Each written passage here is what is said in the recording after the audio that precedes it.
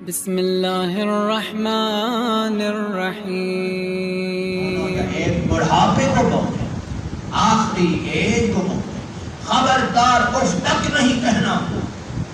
ہمارے چھٹے ماں فرماتے ہیں پروردگار عالم نے ماں باپ کی عظمت کے لیے جو کلمہ اف استعمال یہ پسترین کلمہ ہے، اس سے پستر کوئی کلمہ نہیں، اف تک نہیں کہنا۔ فلسفہ کیا ہے؟ قرآن کا بعد دوسرے بات کی تفسیر کرتا ہے، سورہ یاسین میں چاہتا ہے وَمَن نُعَمِّرْهُ نُنَقِّصْهُ فِي الْخَلْقِ أَفَلَا يَعْقِلُونَ۔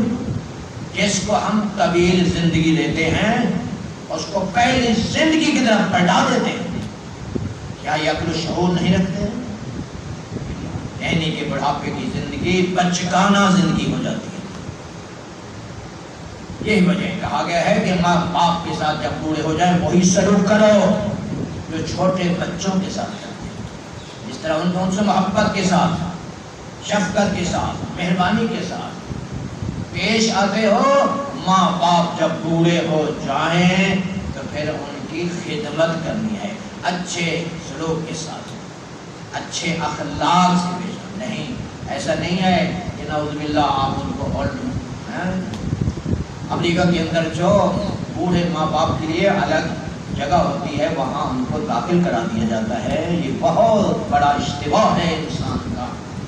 نہیں، ماں باپ جب بوڑھے ہو جاتے ہیں اولاد کے لیے باعث رحمت ہوتے ہیں، باعث کرامت ہوتے ہیں۔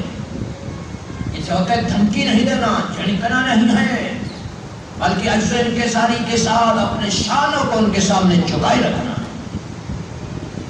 اور یہ دعا کرنی رب ارحمہما کما ربیانی صغیرا، پالنے والے میرے ماں باپ پر اس طرح رحمتیں نازل فرما جس طرح بچپن میں انہوں نے میری نیک تربیت کی ہے، مجھے پالا ہے، میری پرورش کی ہے۔ ماں باپ کو خوش کرنا اللہ کو خوش کرنا ہے، ماں باپ کو ناراض کرنا اللہ کو ناراض کرنا ہے۔ غور کریں، اور ماں باپ کو جب انسان ناراض کرتا ہے تو فاقر میں مبتلا ہو جاتا ہے، تنگ دست ہو جاتا ہے۔ ہمارے دسویں امام علی نقی علیہ السلام فرماتے ہیں الحقوق یعقب القلہ ویوجب الذلہ۔ ماں باپ کی نافرمانی سے انسان فقر میں مبتلا ہو جاتا ہے، تنگ دست ہو جاتا ہے۔ یہ کیسے فقیر ہو جاتا ہے؟ صاحب سفینۃ البحار نے اس واقعے کو نقل کیا ہے۔ پاک پیغمبر کا ظہری زمانہ ہے، ایک شخص مدینے میں بڑی اچھی زندگی گزارے، خوشحال خوشگوار، بڑا مالدار ہے، ثروت مند ہے، اتنا سرمایہ، اتنی دولت، تکبر اور غرور میں زندگی گزارے۔ ماں باپ بوڑھے ہیں، ماں باپ کی خدمت سے غافل ہے، ماں باپ کی اطاعت سے غافل ہے۔ آخرکار اللہ کی طرف سے عذاب نازل ہوا، سب معلومات ہوگا، فقیر ہو گیا، تندرست ہو گیا، اس قدر فقیر ہو گیا کہ پاک پیغمبر فرماتے ہیں وہ لوگ جو ماں باپ کی اطاعت سے غافل ہیں ان کو اس سے عبرت حاصل کرنی ہے جو پروردگار عالم نے ماں باپ کی اطاعت کی وجہ سے دنیا میں نعمتیں دینی تھی، اس سے معلوم ہو گیا جو آخرت میں درجات بلند کرنا اس سے بھی معلوم ہو گیا کہ ماں باپ کا رتبہ کیا ہے۔ ایک جگہ کہتا ہے یا رسول اللہ میں جذبہ جہاد رکھتا ہوں، میں چاہتا ہوں دشمنان اسلام سے جنگ کروں، جہاد کروں۔ آپ پیغمبر ہو کہتے ہیں اچھا جذبہ ہے، جاؤ جہاد کرو، اگر فتح حاصل ہوئی تو غازی بن جاؤ گے، اور اگر فتح حاصل نہ ہوئی مارے گئے تو درجہ شہادت پر فائز ہو گے، اللہ کے ہاں رزق پاؤ گے۔ البتہ یا رسول اللہ جذبہ جہاد بھی ہے لیکن اس وقت میرے ماں باپ بوڑھے ہیں، مجھ سے محبت کرتے ہیں، میری جدائی ان کے لیے قابل برداشت نہیں ہے۔ غور کریں، سرور کائنات فرماتے ہیں مجھے قسم ہے رب ذوالجلال کی جس کے قبضہ قدرت میں اس پوری کائنات کا اقتدار ہے، تجھے ماں باپ کی اطاعت کرنی ہے، ان کی خدمت کرنی ہے، اس لیے کہ ماں باپ کی اطاعت ایک رات خلوص کے ساتھ اللہ کی راہ میں 1 سال جہاد کرنے سے افضل اور بہتر ہے۔ یہ ماں باپ کا رتبہ ہے، اور یاد رکھیں اگر ماں باپ دنیا میں ہیں ہم پر ذمہ داری ہم ان کی اطاعت کریں، ان کی خدمت کریں، ان کے سامنے اف تک نہ کہیں، دھمکی نہیں دینی، جھڑکنا نہیں۔ اگر دنیا سے انتقال ہو گیا تب بھی اطاعت واجب ہے۔ اور کیا یہی فلسفہ ہے، یہی فلسفہ ہے ہمارے چھٹے امام فرماتے ہیں جب قبرستان جاؤ تو اگر پاک دفن ہو رہا ہے تو اولاد کو مٹی نہیں ڈالنا، کیونکہ یہ مٹی ڈالنا دلیل ہے کہ اب ہمارا رشتہ آپ سے ختم ہو گیا۔ اولاد کو نہیں ڈالنی، اس لیے کہ اولاد کا رشتہ تو قیامت تک باقی رہے گا، ٹھیک ہے؟ ہاں، باقیوں کو چاہیے کہ وہ مٹی ڈالے، لیکن اولاد کو مٹی نہیں ڈالنی، کیونکہ اس سے پھر سنگ دلی پیدا ہو جاتی ہے، انسان بھول جاتا ہے۔ ماں باپ کو تو ہمیشہ یاد رکھنا ہے، یہ ہم نے دنیا سے جانے کے بعد بھی اطاعت واجب ہے۔ اب دنیا سے جانے کے بعد اطاعت کا کیا مفہوم ہے؟ ہمارے پانچویں امام محمد باقر علیہ السلام فرماتے ہیں دنیا سے چلے جانے کے بعد ماں باپ کی اطاعت کا مفہوم یہی ہے کہ ان کے واجبات ادا کرو، حقوق اللہ میں سے رہ گئے ادا کرو، حقوق الناس میں سے رہ گئے ادا کرو۔ نماز نہیں پڑھ سکے، روزہ نہیں رکھ سکے، حج نہیں کر سکتے، خمس و زکوٰۃ ادا نہیں کر سکے، ان کی طرف سے ادا کرو، نماز پڑھو، روزہ رکھو، حج کرو۔ کسی کا قرض دینا ہے، کسی کا حق دینا ہے تو ان کا قرض ادا کرو، ان کا حق ادا کرو۔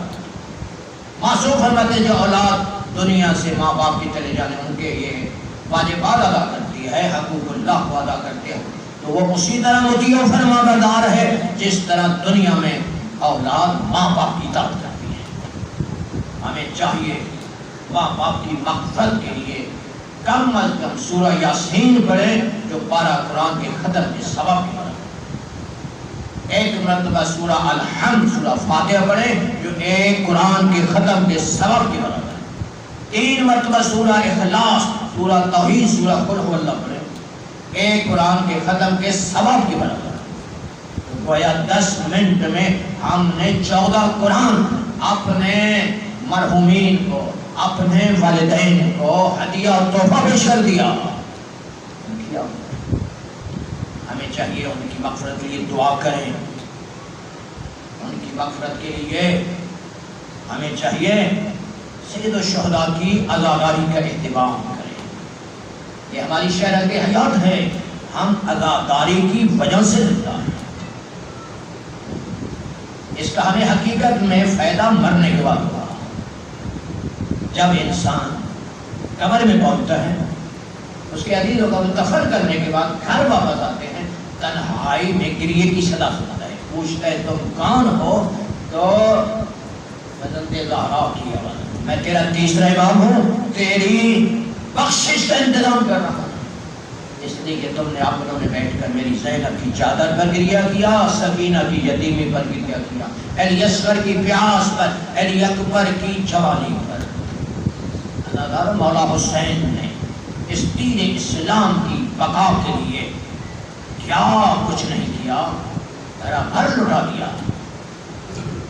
اور کرے روز عاشوراء نماز ظہر کا وقت شروع ہوتا ہے، ایک چاہنے والا آپ کی خدمت میں آتا ہے، ابو سمامہ سلاوی عرض کرتا ہے مولا دل چاہتا ہے آج آخری نماز آپ کی اطلاع میں پڑھوں۔ اور کرے جنگ جاری ہے، دشمن کی طرف سے تیر برس رہے ہیں، حضرت نے دعائیہ جملہ سے اس کو نوازا، فرمایا قد ذکرت الصلاۃ، تو نے نماز کو یاد کیا ہے اس مشکل گھڑی میں، اللہ قیامت کے دن تجھے نمازیوں میں سے معشور کرے۔ کیا رتبہ ہے نمازی کا۔ اس موقع پہ مولا کے سامنے جناب حبیب بن مظاہر آئے، حبیب بن ظاہر مظاہر یہ حضرت کے بچپن کے دوستوں میں سے ہیں، چاہنے والوں میں سے ہیں، محبت کرنے والوں میں سے ہیں۔ حضرت جب فوج اشکیاء 4 محرم کو کربلا میں وارد ہوئے، ہزاروں کی تعداد میں جب دشمن اسلام جمع ہوئے تو جناب زینب عرض کرتی ہیں بھیا حسین آپ کا کوئی چاہنے والا ہے تو آپ بھی اس کو خط لکھیں بلائیں۔ اس موقع پہ مولا حسین نے جناب حبیب بن مظاہر کو خط لکھا ہے کہ اے حبیب حسین ابن علی کی طرف سے یہ خط ہے ایک مرد فقیہ کو. کیا رتبہ ہے جناب حبیب کا جس کو معصوم مرد فقیہ کہے کہ آئیے کربلا میں حسین تجھے بلانا چاہتے ہیں. اسلام جو ہے اس وقت سے اسلام کی سربلندی کے لیے آئیے قربانی دو. تو جناب حبیب تک جب یہ خط پہنچا بوسے دیے اور فرزند زہرا کی آواز پہ لبیک کہتے ہوئے کربلا میں پہنچے. حضرت نے اپنے سپاہیوں حضرت جو ہے وہ علم جو ہے وہ تقسیم کر رہے تھے. ایک علم بچ گیا. ایک ساتھی نے کہا حضرت رسول یہ مجھے دے دو. امام فرماتے نہیں اس کا آنے والا ابھی آ رہا ہے. تھوڑی دیر کے بعد جناب حبیب بن مظاہر کربلا میں آئے. گھوڑے سے اترے سلام کیا. مولا حسین نے جواب دیا, مولا عباس نے جواب دیا. جب خیمے کے اندر بیویوں نے یہ آواز سنی پوچھتی ہیں اب کون آیا ہے؟ تو کہا گیا حبیب ابن مظاہر آئے ہیں دین اسلام کی بقا کے لیے قربانی پیش کرنے. عزادارو تو جناب زینب فرماتی ہیں اما فضہ میری طرف سے بھی حبیب بن مظاہر کو سلام پہنچا دو. جب حبیب بن مظاہر نے سنا کہ بیویاں مجھے سلام کر رہی ہیں تو چہرے پہ ماتم کر کے کہتے ہیں میرے اللہ آج وہ وقت آ گیا کہ آل رسول ہم جیسے لوگوں پر سلام کر رہی ہیں. عزادارو آخر نماز ظہر کے لیے میرے مولا آمادہ ہیں, چاہتے ہیں جماعت کے ساتھ نماز پڑھائیں. اس موقع پہ حبیب بن مظاہر کو بھیجا کہ جاؤ دشمن سے کہو تھوڑی دیر کے لیے جنگ روک دو. جناب حبیب بن مظاہر نے مولا کو سلام کیا, الوداع کیا اور کہنے لگے مولا یہ نماز میں آپ جا کر جنت میں آپ کے نانا کی ابتدا میں پڑھوں گا. یہ فوج کے سامنے آئے. فوج اشقیاء سے کہتے ہیں میرا مولا چاہتا ہے کہ اللہ کی عبادت کرے اس گھڑی میں تھوڑی دیر جنگ کو روک دو. تو عزادارو جو سپہ سالار تھا دشمن تھا اس نے کہا تمہارے مولا کی نعوذ باللہ نماز قبول ہی نہیں ہے. عزادارو جب جناب حبیب نے سنا جلال میں آ گئے, غصے میں آ گئے کہ اے ملعون تیری نماز قبول ہے فرزند زہرا کی نماز قبول ہے. آخر وہاں جنگ شروع ہو گئی. جناب حبیب بن مظاہر جنگ کر رہی ہیں, دشمن کا بڑھ بڑھ کر مقابلہ کر رہی ہیں.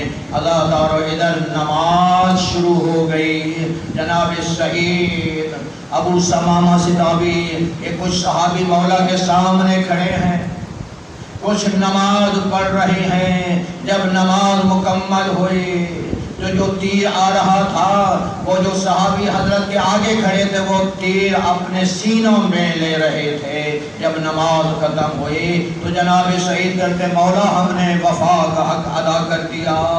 میرے مولا نے دعائیہ جملے سے نوازا اور ادھر دیکھا تو جناب حبیب بن مظاہر بھی گھوڑے سے گرے. عزادارو آخری مولا کو سلام کیا. میرے مولا نے جواب دیا اور فرمایا جاؤ حبیب بن مظاہر کو اٹھا کر لاؤ. جب جناب حبیب بن مظاہر کا لاشا مولا کے سامنے لایا گیا آپ نے دعایا جملے سے نوازا. فرمایا اے حبیب تم خوش قسمت ہو, اے اللہ کے نیک بندے, اے حافظ قرآن, اللہ جنت میں تیرے درجات کو بلند کرے. تو عزادارو اپنے غور کیا مولا نے جناب حبیب بن مظاہر کو دعائیہ کلمے سے نوازا. ان کی مغفرت کی دعا کی ہم عرض کریں گے مولا چند لمحے بعد آپ کی گھوڑے سے گریں گے, کوئی آپ تسلی دینے والا نہیں ہوگا بلکہ آپ کی لاش پہ گھوڑے دوڑائیں گے, آپ کی لاش کو پامال کریں گے. اللہ لعنت القوم الظالمین وسيعلم الذين ظلموا أي منقلب ينقلبون. السلام على الحسين وعلى علي بن الحسين وعلى أولاد الحسين وعلی اصحاب الحسین